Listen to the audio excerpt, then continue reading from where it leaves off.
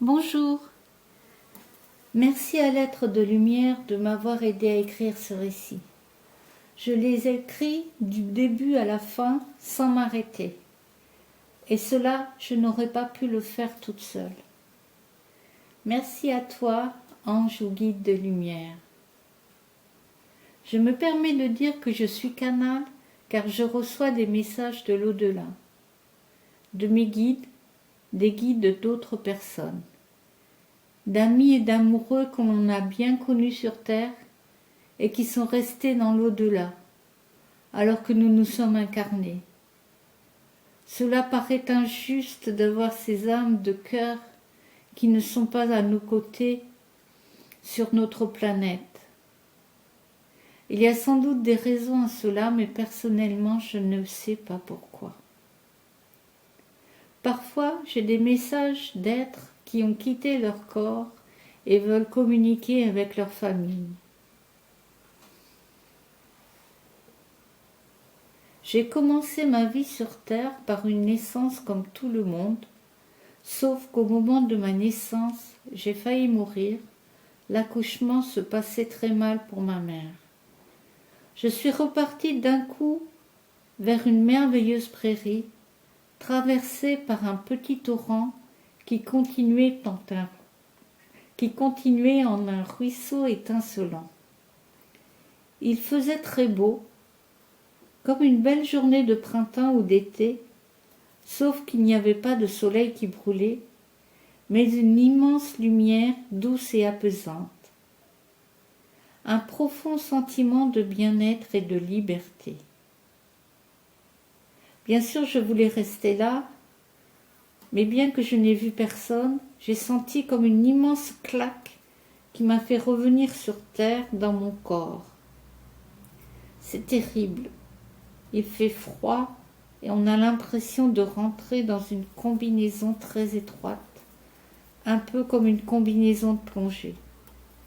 Je me sentais mal et limitée, très limitée. J'ai continué ma vie comme j'ai pu, c'est-à-dire mal.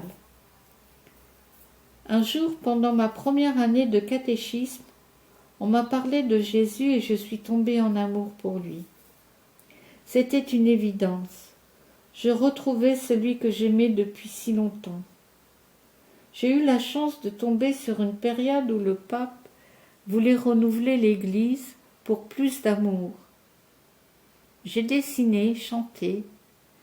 Des femmes, sans doute des mamans à l'époque, nous entouraient de beaucoup de chaleur humaine. Je dessinais Jésus, les bras ouverts, souriant, avec une belle robe bleue. Comme nous n'avions aucune obligation à aller à l'église, je n'avais jamais mis les pieds dans une église et donc je n'avais jamais vu de statue de lui. Je le dessinais sans barbe, mais avec les cheveux longs. Mais pour les cheveux, je ne suis pas si sûre, j'ai quelques doutes. Puis vint l'adolescence. Un jour, je me trouvais sur mon lit, me reposant et rêvassant. J'écoutais une musique planante et j'étais bien.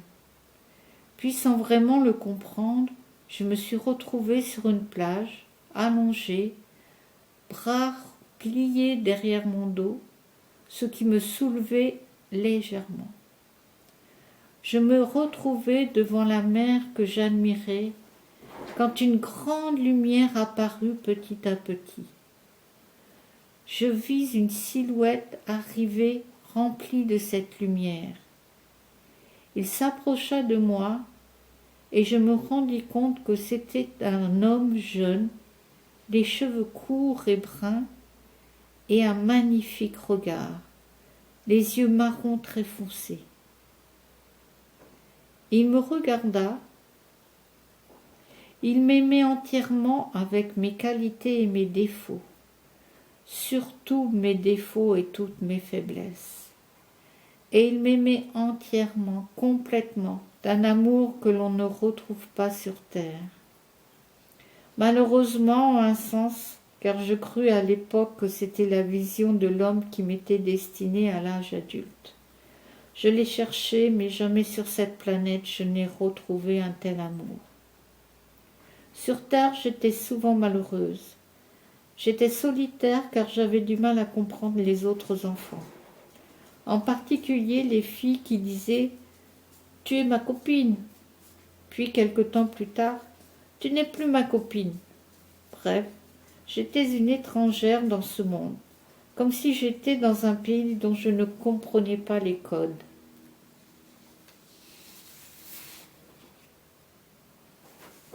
Mais adulte, je voulais enseigner et devenir indépendante financièrement.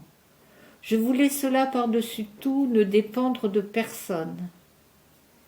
Puis j'ai mis de côté tout ce qui m'était arrivé pour essayer de m'adapter à ce monde qui pourtant me révoltait. Et je voulais devenir mère. Donc j'ai eu un compagnon et j'ai été enceinte. À ce moment-là, j'étais encore plus sensible à la nature qui m'entourait. Moi, hypersensible, j'étais à nouveau en contact avec l'au-delà. J'ai reçu un message concernant mon fils qui allait naître. Après, j'ai été happée par tous les devoirs qui m'incombaient, élever mon fils, travailler le mieux que je pouvais, subvenir aux besoins matériels de notre famille. Puis une grave maladie. Une tellement grave maladie. Un peu l'enfer sur terre. J'ai essayé toutes sortes de techniques, thérapies pour me guérir. Un jour, je suis allée chez une femme qui faisait du Reiki. Et pendant la séance, par 3 fois m'est apparu le visage du Christ, cette fois comme il était dans les églises, barbe et cheveux longs. Je l'ai dit à cette femme, qui était très mécontente, car elle priait tous les jours et n'avait jamais pu le voir. Ce qui me fait dire que Canal, on l'est depuis le départ, mais que cela se développe petit à petit, plus ou moins rapidement. Puis avec cette maladie grave qui m'accompagnait depuis des années, il ne m'était plus possible de travailler. J'ai donc pu être à la retraite pour invalidité. Invalide, je l'étais vraiment, et il fallait que je me repose, souvent pour ne pas que le stress finisse en crise. Très fatiguée, je ne peux faire que peu de choses, ce qui de fait oblige à m'intérioriser. Comment j'ai commencé à avoir des messages, je le raconte dans mes premières vidéos messagères de l'au-delà. Abonnez-vous à ma chaîne et vous saurez tout sur mes messages. Mes messages ne sont pas d'origine catholique. Ils parlent de tout, pas uniquement de Jésus-Christ. Voilà, vous verrez par vous-même. Vous pouvez cliquer sur abonnement et sur la petite cloche en bas de la vidéo. Merci, à bientôt.